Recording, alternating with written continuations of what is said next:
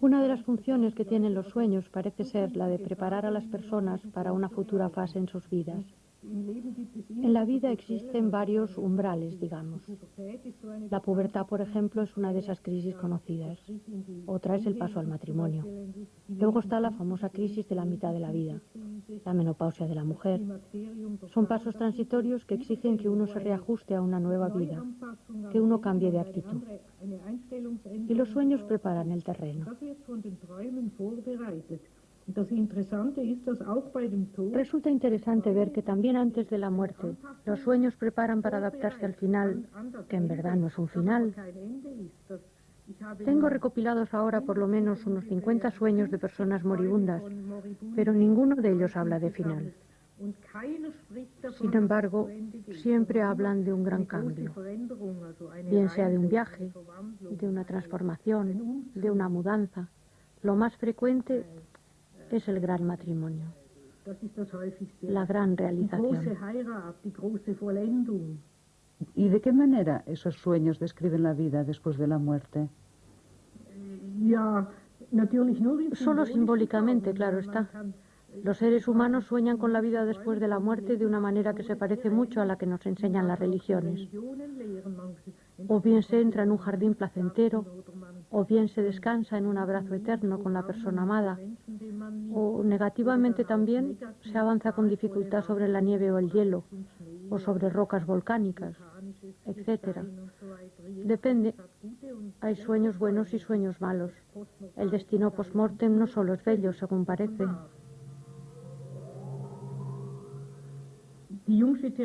La terapia junguiana, en mi opinión, tiene de bueno que no se inmiscuye. Claro está que cada terapia es una intervención, pero esta se limita al mínimo. Nosotros no tenemos teoría. No pensamos que la persona debe de... Tampoco pensamos que debe de llegar a ser normal. Si prefiere permanecer neurótica, está en su derecho. Un día me dijo Jung, cada quien tiene derecho a tener su neurosis. Si alguien prefiere permanecer neurótico, también está en su derecho. Estamos en una democracia, punto. Lo que únicamente importa es lo que quieren los sueños. Por lo tanto, nosotros solo nos limitamos a decir, su sueño, su propio sueño, el que usted tiene, el que su propia alma ha producido, le dice que es usted perezoso, o que debería usted hacer esto o aquello. Nada más. De manera que en el fondo lo único que hacemos es intentar educar a la gente para que escuche su propia voz interior. No hacemos nada más. La idea de Jung es precisamente la individuación. Es decir, ser uno mismo, o llegar a ser uno mismo. Hoy se utiliza mucho la expresión tan trillada de la autorrealización, confundiéndola con la realización del yo, mientras que Jung quería decir otra cosa. En la individuación se realiza la propia profundidad, el propio destino, que a veces de ninguna manera se ajusta al yo, sino que corresponde a lo que se siente en lo más hondo del alma, a lo que se debería ser. El hombre se vuelve neurótico cuando se desvía de lo que Dios había previsto que él fuera. En el fondo esto es la individuación. Y tal es la razón de ciertos reproches que nos hacen con frecuencia. Pues después de hacer un análisis la persona puede parecer más cerrada o comportarse de una manera menos adaptada, pero es fiel a sí misma. Vive su propio destino, lo que en la mayoría de los casos le hace ser más humana, menos criminal, menos destructora de su entorno.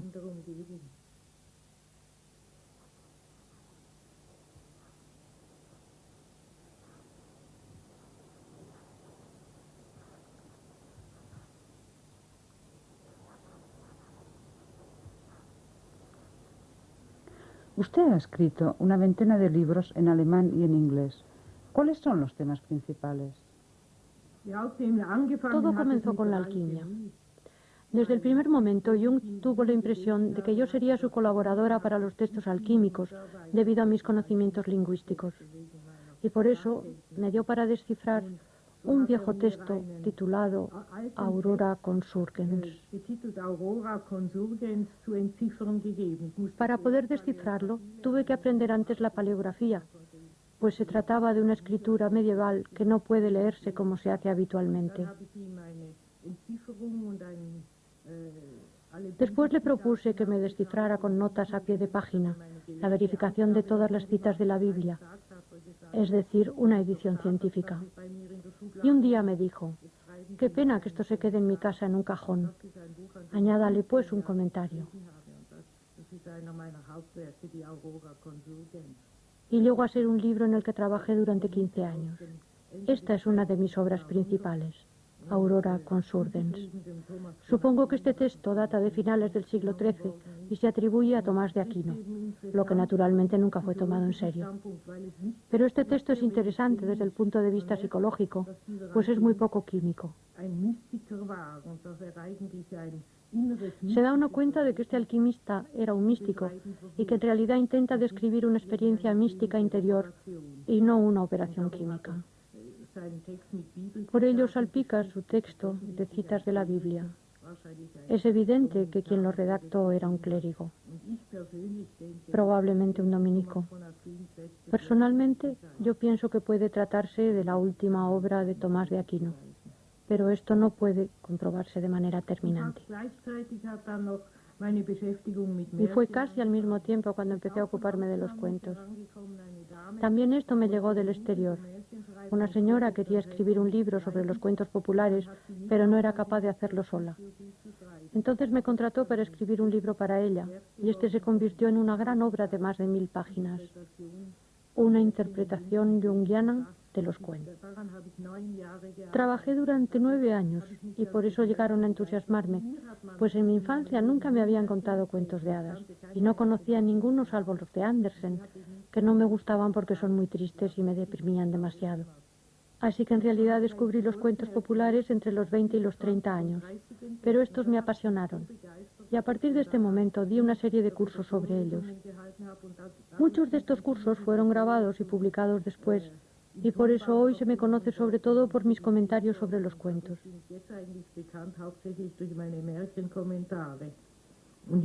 También Jung me animó mucho a ello, porque en efecto los cuentos ilustran magníficamente la teoría de los arquetipos. En ellos se ve muy bien cómo actúan los arquetipos. Una vez me dijo Jung, los cuentos nos presentan una anatomía comparada de la psique colectiva, porque al reunirse todos los tipos a la vez vemos cómo funcionan.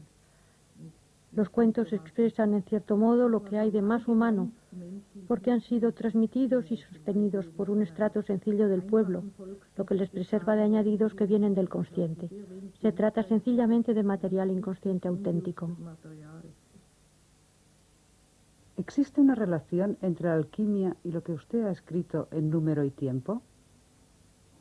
Ja, die Alchemisten haben nach unserer modernen Ansicht sehr viel von dem, was wir Sí, según nuestro moderno punto de vista, los alquimistas proyectaron en la materia mucho de lo que hoy llamamos lo inconsciente. A partir del siglo XVII, el desarrollo científico consistió en estudiar cada vez con más objetividad el comportamiento de la materia misma, separándolo de las proyecciones psicológicas. Pero lo que aún está sin resolver es la relación que tiene la psique con la materia, y este es un tema que está hoy de moda.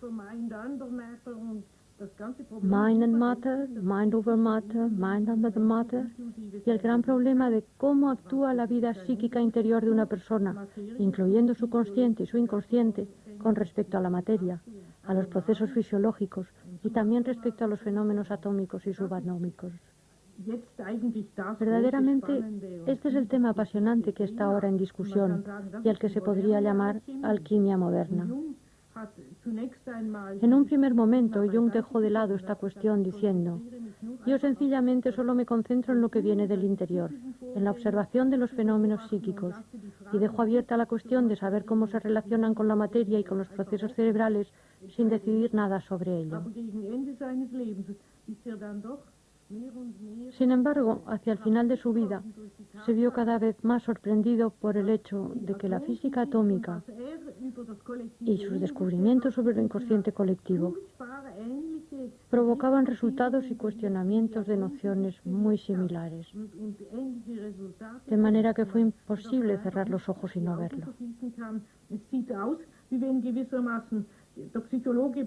Resulta más o menos como si el psicólogo, horadando a través de la psique en el punto más profundo, diese con la materia, y como si el físico perforase a través de la materia y en el punto más profundo llegase a su propio espíritu. Y ahí se halla el punto de encuentro de estas dos ciencias. Podríamos decir que se perfora a la vez desde los dos lados, como en un túnel, y ahora nos encontramos en el apasionante